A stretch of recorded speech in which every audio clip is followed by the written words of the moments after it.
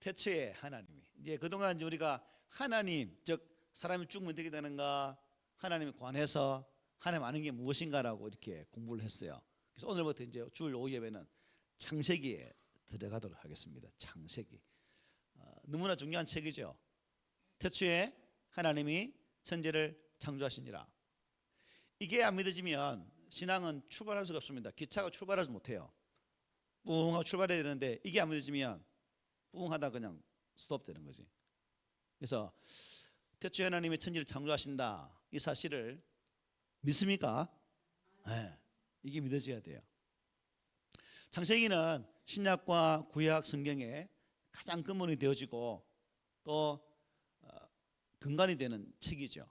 신약 성경에도 창세기 내용이 거의 신약에도 한 200번 이상 이렇게 언급되는 내용을 볼 수가 있습니다. 그만큼 중요한 책이죠. 자, 여러분 저자가 누구죠? 수학을 제일 못하는 사람 모세. 예, 모세가 모세오경에 기록한 저자입니다. 수학을 아마 못하신 것 같아요. 모세. 그래서 예수님도 저자가 모세인 것을 누가복음을 통해 말씀하세요. 이에 모세와 모든 선지자의 글로 시작하여 모든 성경에 쓴 바 자기에 관한 것을 자세히 설명하셨다 이렇게 말씀해요. 그 누가복음 24장 40절 이렇게 말합니다. 이르시되 내가 너희와 함께 있을 때에 너희에게 말한 바 곧 모세의 율법과 선지자의 글과 시편에 나를 가리켜 기록된 모든 것이 이루어져야 하리라 한 말이 이것이라고 말씀하셨어요.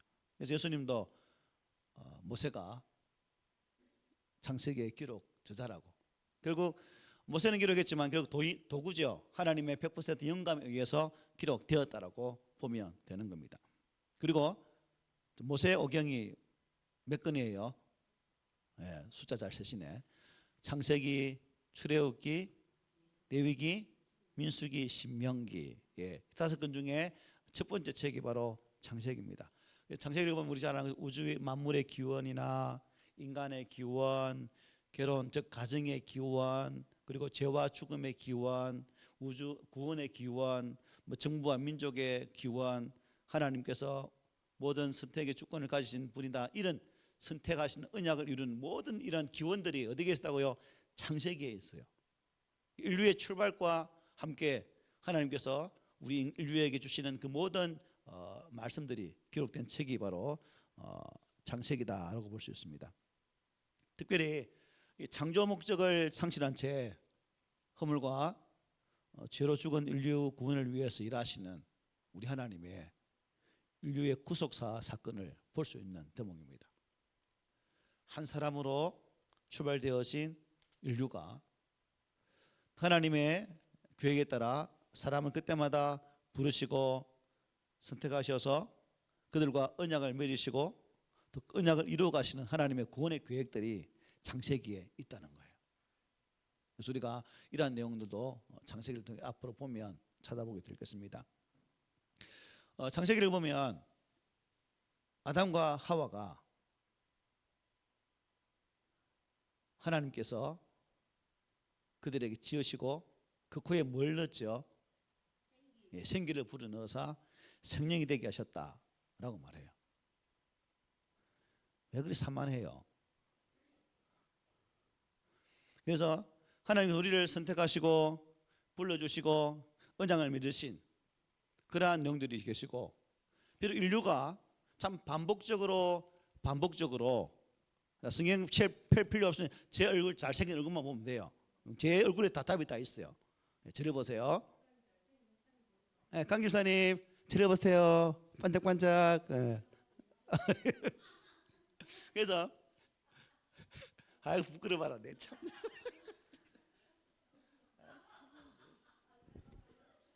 저 목사 뺄짓도 안다. 아이고 내 참을. 아이고. 네. 내 얼굴 보서 새빨개집었다 이거 그냥. 어디가 됐더라? 아이고 부끄럽게 하지 마요. 부끄럽게 좀. 우리 인류가 계속적으로 하나님께 반복적인 모습으로 하나님을 떠나고 떠났지만 하나님은 그러한 인간의 반복적인 죄악 속에서도 그 죄를 죄 가운데 버리지 아니하시고 또 그들을 계속해서 부르시는 모습이 창세기에 기록되어 있어요. 김효성이가 매일매일 죄 가운데 살지만 이 효성이를 하나님께서는 계속해서 뭐예요? 부르셔서 언약 백성 가운데 사실도록 인도한다는 거예요. 그래서 하나님은 우리를 절대 포기하지 않으신다는 그 위대한 구원의 계획들이 어디에 있다? 창세기에 숨어 있다는 거예요. 생각해 보십시오, 여러분. 이스라엘 백성들 말 참 잘 들었죠? 네, 안 들었어요. 어떻게 잘 아실까 이렇게? 내 닮았죠?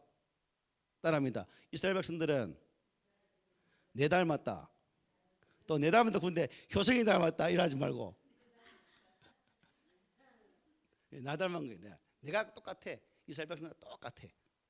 창세기 읽든 뭐 출애굽기 읽어보든 어떻게 이스라엘 스킨 그 단어보다 단어마다 내 이름을 넣어서 지금 똑같아. 똑 맞아요. 그죠? 그래서 참 우리 하나님은 우리는 흔들리고 쓰러지고 넘어지고 하나님을 떠나지만 그런 흔들리는 우리들을 하나님 계속해서 성령 안에서 부르시고 또 부르셔서 자녀된 길을 가게 하신 분이 누구라? 하나님이다 하는 사실이 창세기에 기록되어 있습니다. 그리고 창세기에는 하나님 어떤 분인가를 기록하고 있죠. 하나님은 천지를 창조하신 분이다 하는 사실을 딱 첫 출발에 몫을 받고 있어요. 첫 출발에. 그래서 하나님께서는 이 땅을 창조하셔서 하나님 보시기에 너무 좋았고 그 좋았던 것들을 누구에게 맡기셨어요? 우리 사람에게 맡기셔서 정복하고 다스리도록 또 그 땅에 충만하도록 말씀하셨어요. 문제는 하나님 아니라 누구예요? 우리 인간들이죠. 인간. 그래서 우리가 지금 이러한 인간들의 나약함 속에서도 하나님은 계속해서 당신의 구원의 계획들을 차근차근 이루어가심을 창세기가 우리에게 말씀해요. 그 창세기는 크게 두 부분으로 나눌 수가 있어요. 1장부터 11장까지는 하나님의 창조, 인류의 기원, 그리고 가정의 기원, 재의 기원 뭐 이런 내용들이 쭉 구분되어 있어요. 그 다음에 12장부터 50장까지는 뭐가요? 아브라함을 부르셔서 아브라함 후손으로 통해 한민족으로 이루어가는, 즉 50장에 가면 이제 아브라함 야곱의 죽음을 통해서 애굽 땅으로 이주하는 그 과정까지의 내용이 12장부터 50장에 기록되어 있습니다. 그래서 하나님께서 인류를 구성하는 역사와 택한 백성을 통해 인류를 만들어 가시고자 하는 하나님의 역사가 창세기 속에 포함되어 있다는 것을 보게 됩니다. 그리고 창세기는 예수라는 이름은 없지만 그 모든 구원의 중심에 누가 있다? 예수 그리스도가 있다는 사실을 우리에게 말씀해요. 그러니까 창세기 초점도 누구라는 거예요? 예수님께 초점이 맞추어져 있다는 것입니다. 알고 계셨죠? 우리 교회 잘 아셔서 알고 계셨을 끼고만 내만 몰랐지. 저는 이거 준비하면서 이제 알았어요. 그러니까 성경은 결국 여러분 누구에게 주어진 거예요? 성경은 누구에게? 나에게 준 거예요. 누구에게? 우리가 아니에요. 공동체가 아니에요.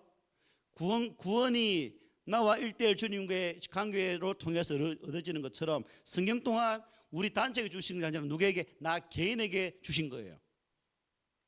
그러니까 66권은 하나님이 누굴 사랑한 거예요?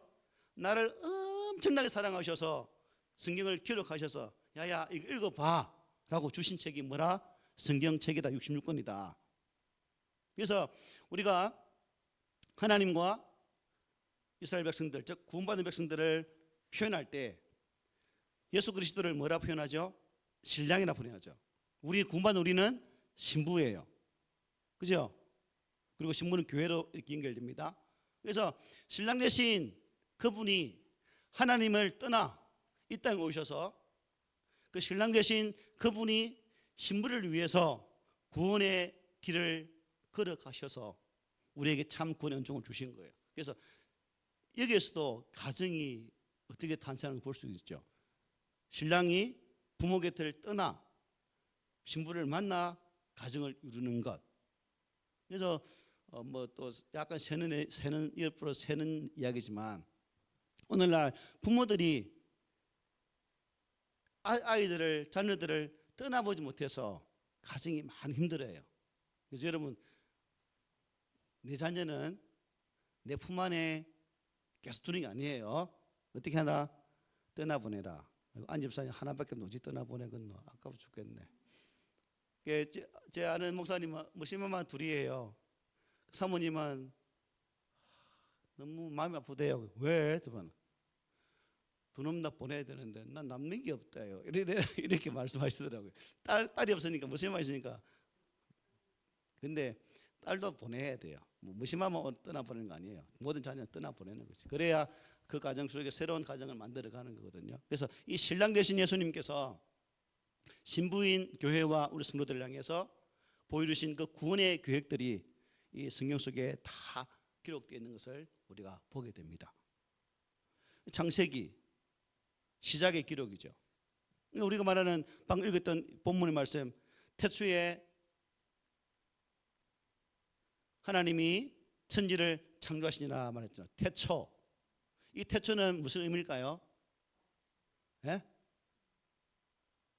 야, 어디가 그랬을까요? 똑똑해. 역시 똑똑해. 참 내가 행복해요. 이렇게 똑똑한 사셔서. 시간의 시작이에요. 여기 성경에서 창세기 1장에서 말하는 태초는 시간의 시작을 의미합니다. 근데 또 태초라면 또 어디에 있죠? 또 있어요. 어디에 있지요? 요한복음 1장 1절 태초에 말씀이 계시니라 말씀하고 있잖아요. 거기서 말하는 태초는 창세기 태초와 같을까 다를까? 한글은 똑같아. 그래서 한글 같아서 영어 성경 보았어요. 영경성은 똑같아. In the beginning God 되어 있더라고요. 근데 헬라어 히브리의 원문은 달라요. 창세기의 태초는 시간의 출발점을 말했어요. 근데 요한복음의 1장의 태초는 영원 전, 시간의 이전부터 있는 영원한 그런 의미로 말씀하고 있더라고요. 그러니까 창세기의 태초는 시간의 출발점을 의미하지만 요한복음의 태초는 영원 전부터 있다는 의미에서 영원이란 그 단어로 쓰고 있다는 것을 우리가 기억하면 또 구분하는 데 도움이 될 것 같아요. 그래서 하나님께서 태초에 이 천지를 만드시고 모든 이 땅의 시발점이 되셨다. 하나님의 만드시면 반드시 출발점이 있다는 거예요. 그냥 어떤 무에서 어떤 단세포에서 다세포가 되어지는 뭐 진화론적인 그런 입장에서 이 땅에서 지구가 탄생하고 뭐 흑점이 폭발하고 뭐 이렇게 탄생한 것이 아니라 하나님께서 만드신. 그래서 영어 성경 보면 heaven 하늘을 뜻할 때 s가 복수가 붙어요. heavens라고. 지구는 earth 그냥 단수예요. 그 지구 몇 개라는 거예요? 하나라는 거죠. 하늘은 별들이 많다 해서 heavens라고 되어 있거든요. 그래서 하나님께서 이 땅을 우주를 만드실 때 모든 별들을 다 만드시고 그 다음에 지구도 하나로 만드셨다는 거예요. 그래서 우리가 간혹 과학자들이 지구와 똑같은 환경이 있는 그런 별들을 찾아서 한번 찾아보자. 지구가 병들어서 좀 더 살기 좋은 곳에 찾아서 빨리 이주시키든 이렇게 말하잖아요. 찾을 수 있을까요? 혼자 찾아래요. 못 찾아. 그래서 하나님께서 이 지구를 만드시고 이 땅 위에 인류를 두시고 인류를 통해 하나님의 나라를 만드시려고 계획을 하신 거예요. 진화론. 우리가 학교에서 배우는 진화론 배우잖아요. 뭐 시험 답을 쓰려면 진화론을 써야 될 경우. 그래서 이것도 잘못된 거죠. 뭐 하나의 논리, 이론이잖아요. 그래서 이론을 가르치려면 그 이론과 관계되어진 모든 것은 함께 가르쳐야 돼요. 창조론도 가르치는 게 정상이에요. 우리 한국 교회는 한국 교육은 뭐만 가르쳐요? 진화론을 가르쳐요. 자, 그러면 진화론에 의하면 우리 사람은 어디로부터 나왔어요? 우리 원숭이 닮은 분 계시나요? 원숭이가 진화되어 사람이 되었다라고 말해요. 그런데 여기서 우리가 선택해야 되겠죠. 진화론을 선택할 것인가? 창조론을 선택할 것인가? 진화론을 선택하면 우리는 원숭이 앞에 가서 아이고 어르신 오셨습니까? 라고 인사를 해야 돼요. 그런데 그렇게 인사하는 분 계세요? 진화론을 주장하면서도 그렇게 인사하는 사람 한 사람 못 봤어요. 그 사람들이 원숭이 만나면 아이고 어르신 그동안 어떻게 사셨어요? 해야 되는데 진화론은 학설이에요. 학설은 정론이 아닙니다. 그래서 우리가 성경 속에서 말씀하는 이 창조론을 우리가 반드시 바르게 믿어야 되죠. 파스칼은 이렇게 말합니다. 우리 인간은 생각하는 이성적인 존재다라고 말했어요. 이마누엘 칸트는 자유와 양심을 가진 도덕적인 존재다라고 말했어요. 또 인간은 희노애락을 가진 존재고 지성과 예지와 감정을 가진 그러한 아주 신비한 존재예요. 여러분, 우리 인간의 구조가 이게 어떤 단세포에서 발전된 거라고 생각이 가능해요? 우리 몸이 너무나 심해망청하잖아요. 안 신기한가? 신기하죠. 우리 참 신기한 존재예요. 그래서 우리가 워낙 신기한 존재이기 때문에 이 신기한 존재인 내 자신에 대해서 우리가 감사할 수 있어야 돼요.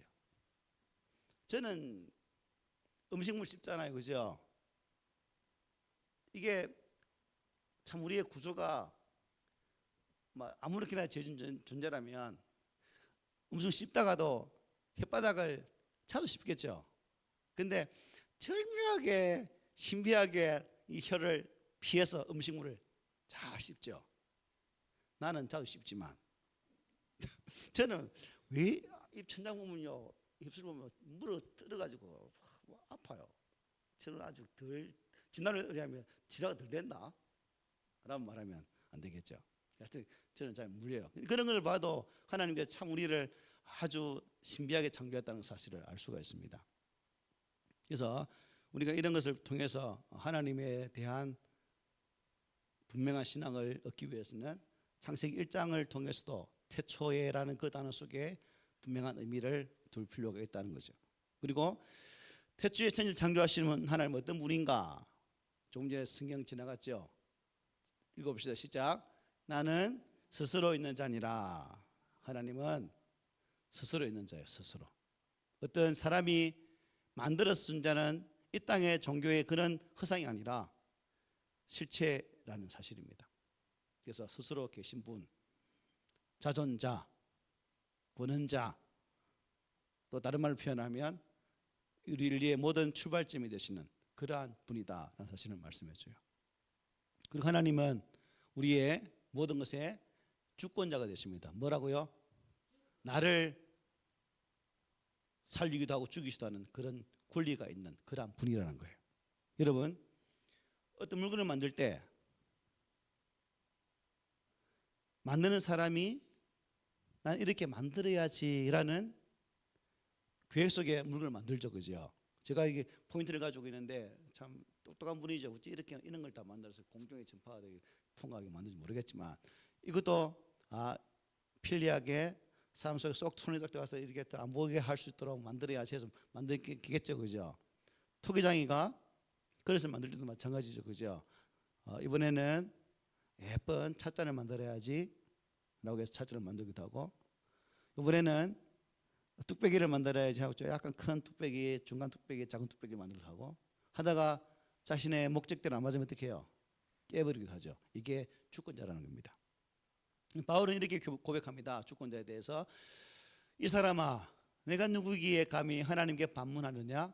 지음을 받은 물건이 지은 자에게 어찌 나를 이같이 만들었느냐 말하겠느냐. 저는 옛날에 말했어요. 지음을 받은 물건이 지은 자에게 어찌 나를 이같이 만들었느냐. 진짜 저는 기도할 때 이 갖고 많이 기도했거든요. 하필이면 하나님이 저를 이렇게 만들어 놨습니까? 왜 내 또래의 아이들처럼 팽팽한 얼굴이 아니고 왜 주름 두성이를 만들어서 날 힘들게 합니까? 이것 때문에 진짜 많이 울었거든요. 저는요. 여러분 웃지만 저는 이게 아주 심각했어요. 저희 집사람이 제 옛날 사진 보고요, 저가 아닌 걸로 알아요. 왜냐, 폭삭 늙었거든. 지금 예수 만나가 출세한 거야. 주름이 팽팽 펴진 거예요. 삼천포 가면 우리 고모 있는데요. 우리 고모가 이제 70 다 돼가는데 저도 내모네 한갑 아닙니까?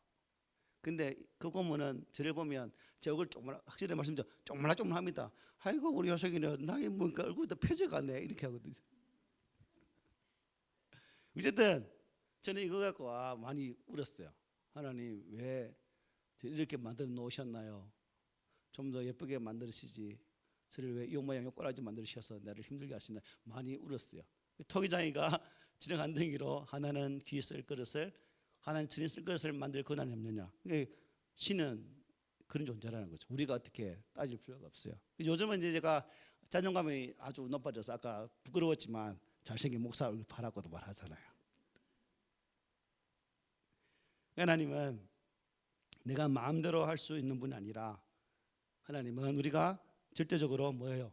순종하고 경배하고 섬겨야 할 분이다 라는 거예요.